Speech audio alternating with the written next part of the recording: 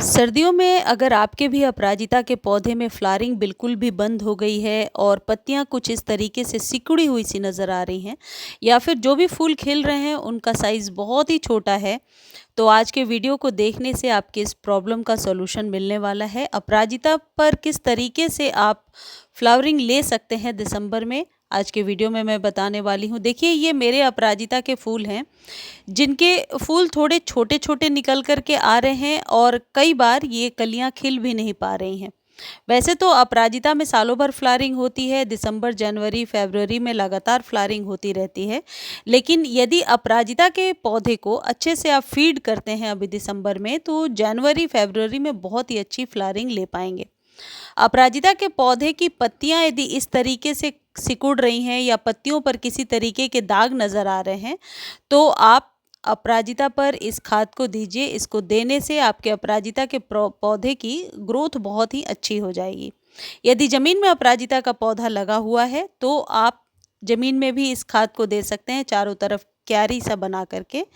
अपराजिता के बीजों को यदि आप ग्रो करना चाहते हैं तो उसके लिए फरवरी और बरसात का समय सबसे सही होता है। ये बीज आपको आपके इसी पौधे में मिल जाएंगे। कई बार वीडियोस में मैंने दिखाया है कि बीज अपने आप ही डेवलप होते जाते हैं। वो बीज जब थोड़े से ड्राई से होने लगें, इसका मतलब वह मैच्योर हो गए हैं, तो उन्हें निकाल करके आप डायरेक्टली सॉइल में डाल दीजिए। सेम गमले में भी आप डालेंगे तो आप देखेंगे कि बीज 4 से 5 दिनों में उनमें फुटाव आने लगा है, जर्मिनेशन होने लगी है। लेकिन अभी दिसंबर में इसके बीजों को लगाना थोड़ा-सा मुश्किल हो जाएगा। अपराजिता को आप हर एक 10 से 15 दिनों पर इस तरीके से यदि मिट्टी को थोड़ी-सी गुड़ाई कर देते हैं, तो इससे मिट्टी के अंदर एरिएशन बहुत अच्छे से होती है। देखिए, मेरे अपराजिता में मॉइस्चर तो बहुत ज़्यादा है, कभी-कभी ओवर मॉइस्चर की वजह से भी अपराजिता के जो पत्ते हैं, वह मुड़े हुए नज़र आने लगते हैं या पत्तों के ऊपर वाइट डॉट्स से होने लगते हैं।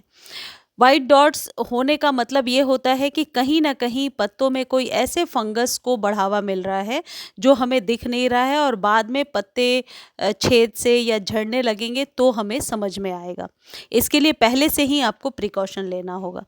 अब जहाँ तक खाद की बात करते हैं, अपराजिता के लिए वैसे तो आप कोई भी खाद जो घर में यूज़ करते हैं, जैसे वर्मी कंपोस्ट है, वो डाल सकते हैं। लेकिन ये जो खाद मैं आपको बता रही हूँ, ये अपराजिता पर आप सालों भर इस्तेमाल कर सकते हैं।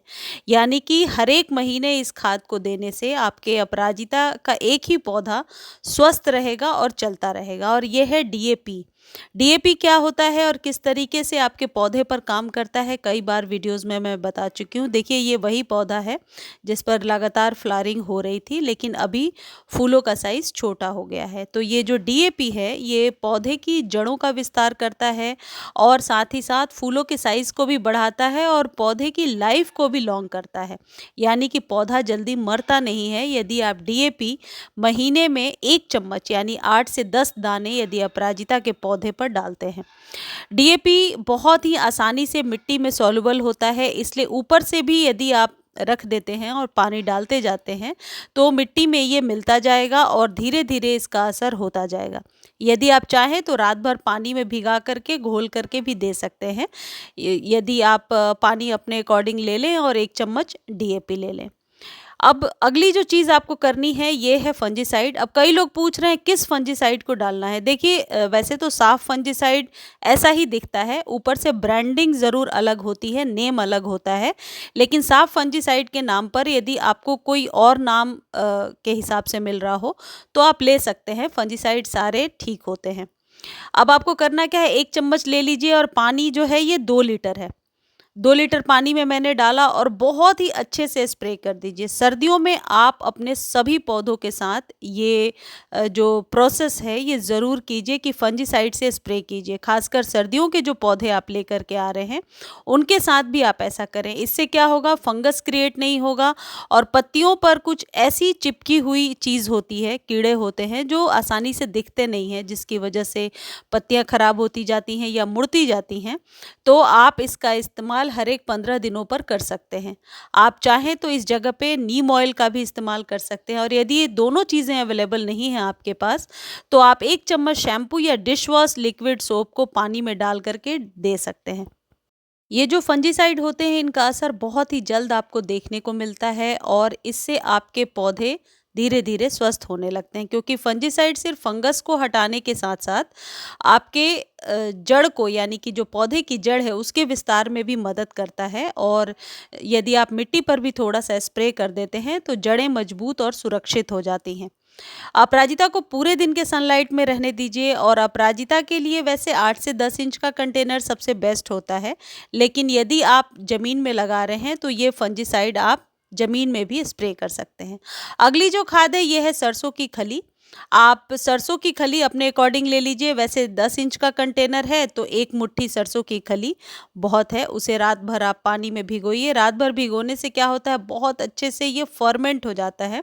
वैसे सर्दियों में फर्मेंटेशन की जो प्रोसेस है वो थोड़ी सी स्लो हो जाती है। और अगले दिन इसके पानी में और आप नॉर्मल वाटर मिला लीजिए।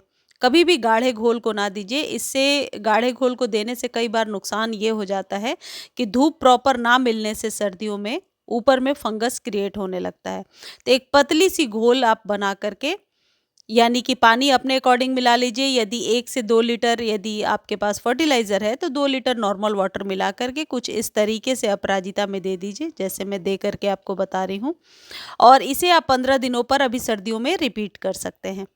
डीएपी वाले खाद को महीने में एक बार, और सरसों की खली वाले खाद को आप 15 दिनों पर एक बार इस्तेमाल कीजिए, क्योंकि ये पूरी तरीके से ऑर्गेनिक है और इसका कोई साइड इफ़ेक्ट नहीं है। सरसों की खली कहाँ से ले सकते हैं, ये खाद किस तरीके से काम करता है, इस पर कई सारे डिटेल वीडियो चैनल पर हैं, आप जा कर के देख सकते हैं। ये देने के बाद आप सुबह के टाइम में दे दीजिए ताकि दिन में धूप ज़रूर लग जाए, और आप देखेंगे कि बहुत जल्द आपके पौधे पर असर हो रहा है, पौधे की हाइट बढ़ रही है और फ्लावरिंग भी हो रही है। धन्यवाद।